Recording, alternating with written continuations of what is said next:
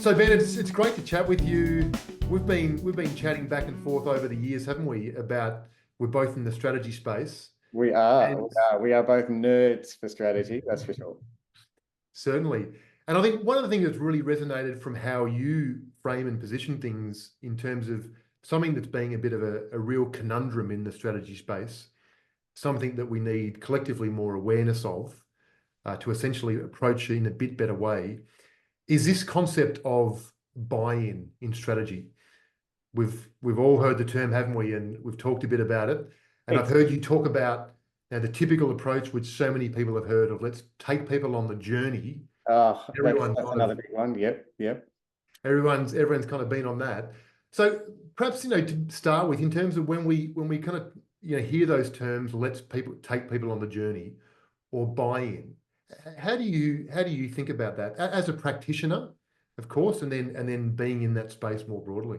Yeah, yeah, yeah. Oh, look, I can certainly think of all the experience I've had, and I can temper what I say to try to sound safe. But look, Andrew, I'm just going to come out with it, because look, Brilliant. 2024, about to go into 2025, there are a lot of, problems and complexities in the world, and there's a lot of stuff that we need to face urgently. So in some ways, safe language is done for now. I think we're over that. And I just want to say, like, if you are trying to get buy-in from your stakeholders, well, then you've waited too long.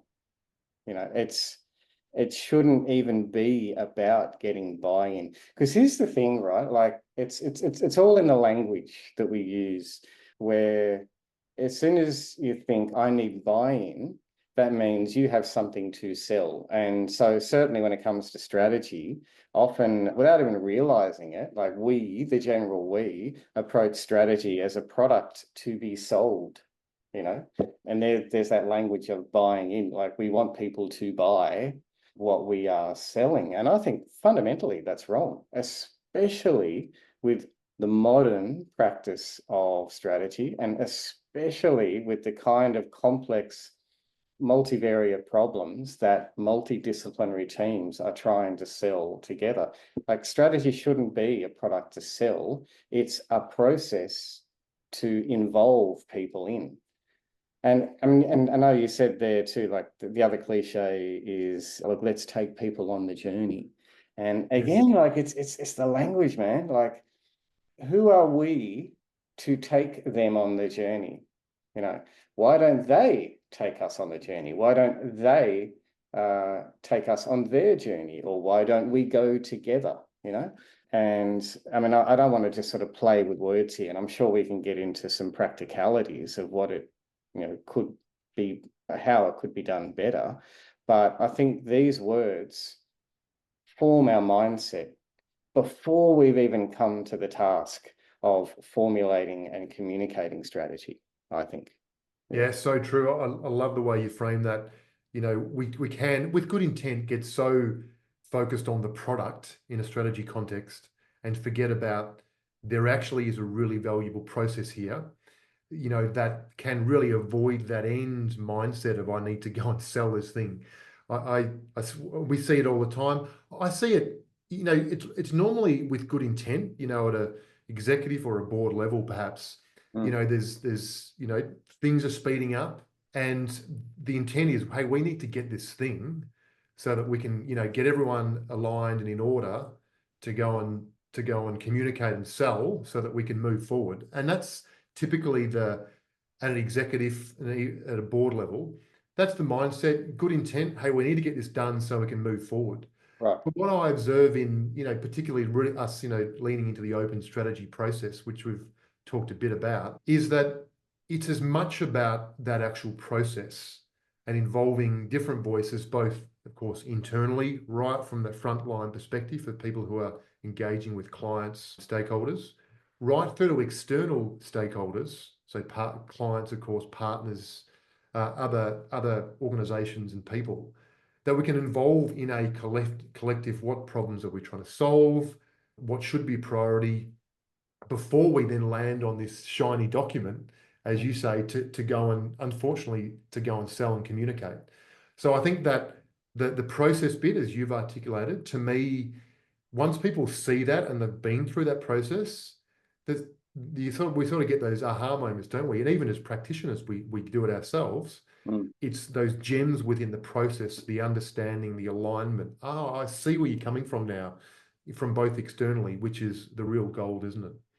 I like that. And wouldn't it be interesting, even just on that, wouldn't it be interesting if we optimized the process of formulating and communicating strategy to make more of those gems happen? So more of those aha moments, those insights, those parts that matter the most. That would be interesting because, again, I don't know a lot about your experience, but if it's anything like mine, a lot of leadership teams and executive teams that I work with when I'm helping them with strategy, well, sometimes I'm brought in way too late. So there's that. But the other thing is they seem so anchored to the one script, the one way that they think they have to do strategy, and they kind of conflate strategy with a plan. I know we've talked about that before, and they think it's all about one day offsite, getting the usual suspects into a room and hashing out a strategic plan, and somehow just assuming that that's the one way to do it. So imagine if we turn that on its head and say, well, rather than optimize for that script, let's optimize for those moments of insight, like those gems, those little breakthrough moments. Like I'd love for that to happen. For sure. But yeah, I agree 100%. And I think that what we're seeing, and it's a constant learning process as a practitioner as well. Of course, we've all got a few runs on the board, and you learn through what works really well and what doesn't work well. I think that those creating those intentional spaces and conversations for things that you typically wouldn't perhaps cover in that operational context or even in the off-site context. What I see is having a bit of space between some of these different conversations, both internally and externally. There's something happens there, and I'm sure there's all sorts of research we could throw at it, but there's something happens when we create a bit of space between all those different conversations and stand back. We give a bit of time for the dust to settle and to ruminate.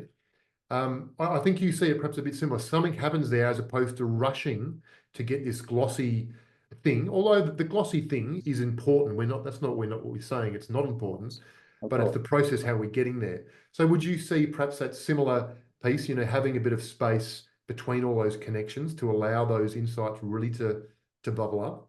Yeah, absolutely. In fact, there's a bit of there's that tragic joke amongst a lot of facilitators that often the more important conversation happens after the meeting, right? So your dear people that you're working with, like the leadership team or whoever, they have the meeting's done, and then they all go their own separate ways, and then they get on to Slack or they meet in the hallway outside. That Yes. conversation is usually more valuable. And Andrew, as you say, it's recognizing I think, different kinds of conversations that happen in different kinds of spaces.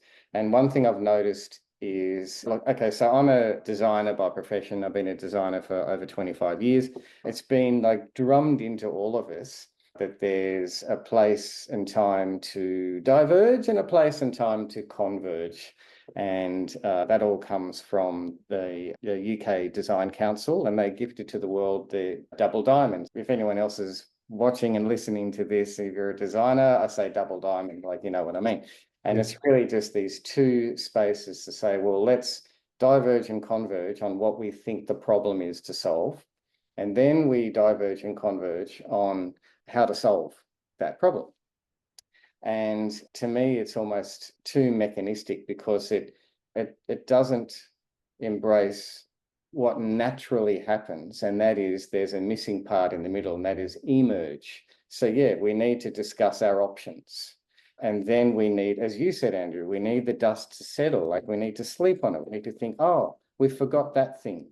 Or, oh, I wonder what Harry from accounts if we did this idea. So I think there's an emergent time and space that we need to allow time for in any kind of process. And then, yeah, sure, that convergent, let's prioritize, let's make decisions, let's make a call, and then move on based on the call that we made. And so I think if we recognize the more natural way we have these conversations in reflecting and dating, as you said, I think straight away it would be more successful.